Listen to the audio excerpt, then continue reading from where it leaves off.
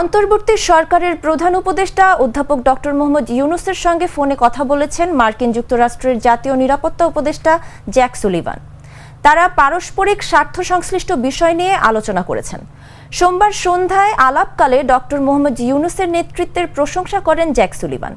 গত ৮ আগস্ট অন্তর্বর্তী সরকারের প্রধান উপদেষ্টার দায়িত্ব গ্রহণের পর ৪ মাসেরও বেশি সময় ধরে দায়িত্ব পালন করছেন ডক্টর ইউনূস।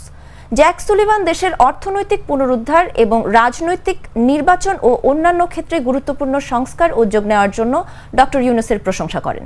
তিনি নির্বাচনের সম্ভাব্য তারিখ ঘোষণার জন্য ডক্টর ইউনূসকে ধন্যবাদ জানান এবং দেশের গণতান্ত্রিক প্রক্রিয়ার প্রতি যুক্তরাষ্ট্রের অব্যাহত সমর্থনের আশ্বাস দেন। ফোনালাপে তারা দেশের সামগ্রিক উন্নয়ন পরিস্থিতি নিয়ে আলোচনা করেন।